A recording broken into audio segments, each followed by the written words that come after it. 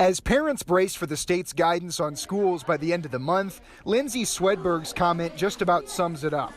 I want my kid in school because it's difficult with being working parents, but also don't want my kid in school because it's a pandemic. No matter what happens, MHealth Fairview pediatricians are advising you to give clear hand washing and social distancing instructions to your kids, make sure they have more than one face covering and know how to use them, and be sure to explain why these are so important. And it's going to require everyone doing their small part to really get us through this. As Minnesota Medical Association President Keith Stelter looks ahead to the school year, he sees an especially serious problem emerging. There has been a substantial and you could call it frightening decrease in the number of vaccines. It seems a lot of parents are afraid to take their kids to the doctor during a pandemic. The local chapter of the American Academy of Pediatrics did a survey and found some troubling results. They saw that childhood vaccinations have dropped 30 to 40% since the start of the pandemic, with that number for teenage vaccinations dropping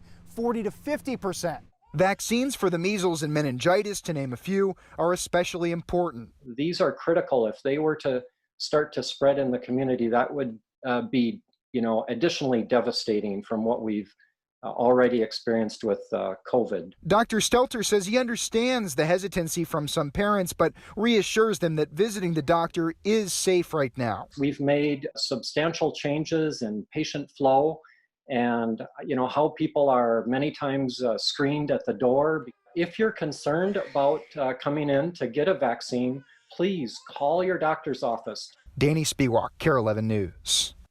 Well, the Minnesota Medical Association says you should be getting your kids vaccinated no matter what, even if school remains online only.